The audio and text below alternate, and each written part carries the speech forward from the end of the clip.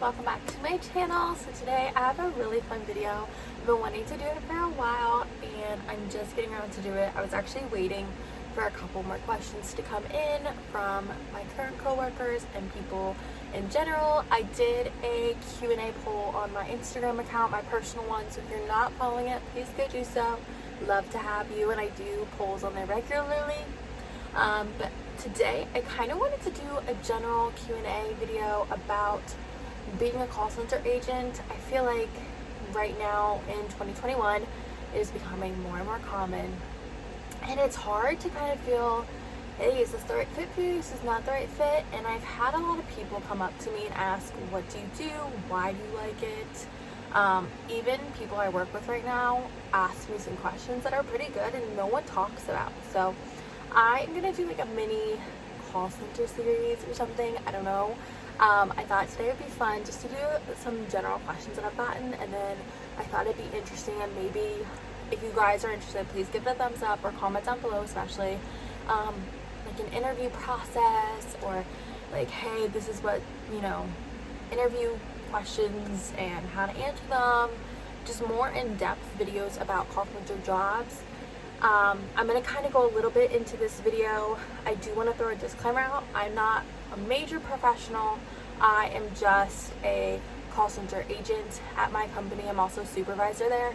So I've been there for almost 2.5 years now. So I just know this company really well. That's what I do full time before YouTube. And I just thought it would be very good to answer it and just for you guys to get to know me a little bit better. So I'm gonna go ahead and jump in the video. I do want to say I did just post a day of my life work from home video, so if you guys are interested, go take a look at that video. It was really fun to make. I'm gonna make a bunch more of those. And then for my company, we do have a headquarters basis and then we have a home basis. So we have a lot of people that work from home, and we do have a headquarters where I live that a bunch of people go to, and we have setups there, computers, and that's where we can also do our jobs basically. So I am in the headquarters side as well, but with COVID right now, we did take a couple months of working from home again. It's our second go around from working from home, but at any day, week now, I can be called back in to the headquarters for I think full time, I want to say. Don't quote me on that. Another disclaimer I want to say real quick before I start answering some questions. I'm not going to reveal my company in this video. I'm going to honestly maybe give here and there from my experiences, but I'm not going to give out any personal information just because, again, it's not my company, it's my personal job, but this is something that, you know, I kind of do want to keep private, but I also want to talk about. So I'm only going to kind of give away what type of call center I work for, and that's basically it. But there are a bunch of call centers out there, so just a little disclaimer, you guys won't know anything about my personal company, so sorry, gotta keep that private though since it's not mine. Another disclaimer I want to throw in here as well, because I know some of my coworkers watch my vlogs and stuff, and I don't want this to coming off as like, I don't know, like too bubbly, too positive, too like, I don't know, I just don't want it coming off too weird. I want to keep it an honest one with you guys, so I'm going to be completely honest. Right now, again, 2.5 years with my personal company, so some of these questions right now, if I have a little bit of hesitant and negativity towards it, I'm going to be honest about it. If you do work with me and you didn't know, sorry. Again, I'm not going to give out anything personal or anything, but I am going to be honest about it, and if there are some things that rub me the wrong way, I am going to say them in this video. Just want to give that also a little disclaimer out there as well. But I want to go ahead and jump into it. So the first type of question that I always get is, who do you work for? What do you do? Big question. And you can always say, I'm an agent at a call center, but that always leads you into people saying, well, what kind of call center? And there are millions, guys. There's data entry, there's medical billing, there's automotive, there's like housing and roofing and cleaning. There's so many, like you name it, it can happen.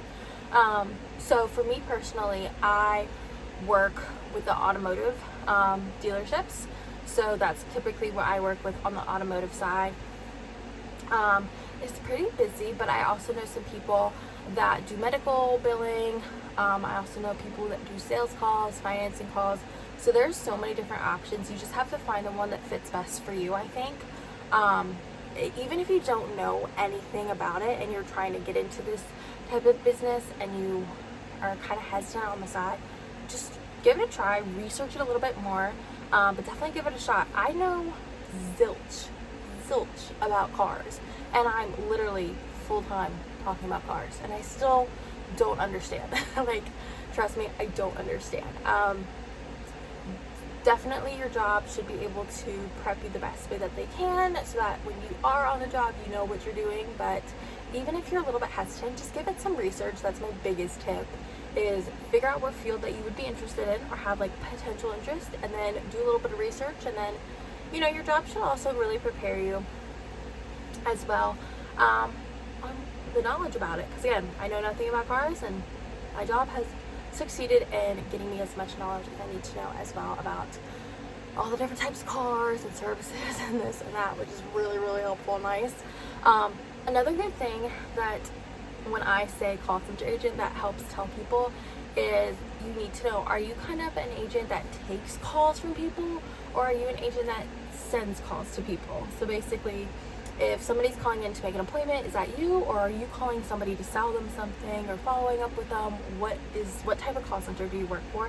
That's another big question I get asked about in public a lot, and it is so hard to explain at first, but literally if you take your time and you kind of get your wording around it to what fits best for you without telling somebody absolutely every single detail, it works perfectly. So that's another big tip, is kind of like try to get your fitting, but there are a million types of call centers out there, so definitely just go ahead and look and find the best fit for you. If I'm looking down, so I just have the questions on my iPad here. So one of my coworkers asked this, and I thought it was a really good question, and she said, how do you deal with frustrating people? Do you deal with them all the time? What is the best way to bounce back after dealing with a frustrated customer? And this is common. This has got to be common, especially when people hear call center agent. Like, immediately you think somebody's yelling about a credit card bill, or somebody's, you know, upset because something was damaged in the mail or something. Like, you automatically hear that, and then you freak out. And guys, it happens. We're all humans here, okay? We're all humans, so you're gonna have a frustrating customer. You're gonna have an angry customer. Like, there's no getting around that at all. So yes, I deal with frustrated customers a lot, especially with a supervisor. Not only do I have like my own customers, but I have, like, if another person comes to me saying, hey, I need help, I have a frustrated customer, I have to deal with them too, which is not the best. It's so frustrating. Your best bet on dealing with those customers is sympathy. Like, you're human too. You know what they're going through. Actually, like, listen to the call, listen to the customer, sit down and think about what's happening, what's going on, and sympathize with them. 9 out of 10, that's what resolves the call, is just to be, like, real with them and just try to be professional at the same time.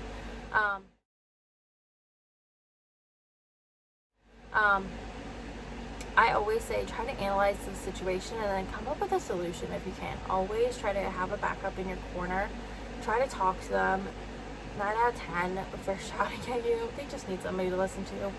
I personally deal with a lot of people who have that problem. I feel like they just, whenever they're frustrated and they come online, they just don't have anybody to listen to sometimes. So just be an ear, sympathize, try your best not to get an attitude. When I first started, it was so hard because I'm an emotional bunny and I get my feelings into everything. And I remember I would get so upset at people who were just being so mean, but I took a step back and I just, like, realized, hey, if I was in that situation, I'd be the same way and I'll be okay. So definitely just remember that, and then take some time after, and don't be afraid to say that either. That's another big thing that I think is never, like, told or shown, is if you need a breather, take a breather, okay? You cannot be successful if you are not at your best. That is something I've learned the hard way, and that is something that has stuck with me. So definitely, if you need a breather, especially from somebody who's chomping on your ear, take a breather. It's okay. Your bosses will understand as well, Because again, you can't be your best if somebody's screaming at you and you immediately have to take another call. So if you need a breather, don't be afraid to ask. That is another one of my biggest tips. And then my also thing is, do whatever you can to pump yourself up before you come on to a shift at work. For me personally, I have on my Spotify, and I'll actually make it public for you guys. So if you guys want to go to my Spotify, you guys can. It's called, what is it called? It's like jams before this shift or something like that. Something silly, but I made that playlist because I have to listen to some good music, some jams before I start my shift, because I could immediately get an upset customer at 8 in the morning when I start, and it could just throw me off, and I'm like, oh, this is how my day's starting. So I definitely made a playlist of just like fun, good old school music that I like. Again, I'll link it for you guys if you want to take a listen, but do whatever you can to pump yourself up, whether it's listening to music. Sometimes I watch cartoons before I come on for work. Like, this sounds so stupid, and I'm gonna probably get comments. I'm 24. If I have to watch SpongeBob before my shift to make me bubbly and happy and laughy in the morning, I'm gonna do it. Coffee is another good way, caffeine, whatever it is you do to have your time to yourself to get you pumped up, do it. 9 out of 10, that's gonna make your shifts go a million times better. So yeah, that's my also biggest tip about frustrated customers. You're gonna get them, expect them at any time, sympathize with them, make sure to take your breathers for yourself, because you're human, you need a break, especially if somebody is horrible to you. Sometimes they forget that they're talking to another person. It happens. And then pump yourself up to the best that you can. Expect it to come, because it will come. Okay? That's all I'm gonna say on that. You know that I can't seem to focus when you're getting close to me. We're like a broken record spinning round and round all year. I know that I can't do more. I know that you feel the same. Why do we keep playing all of these games? I don't wanna go, cause your love is what I want, babe. You know that I wanna stay this way forever.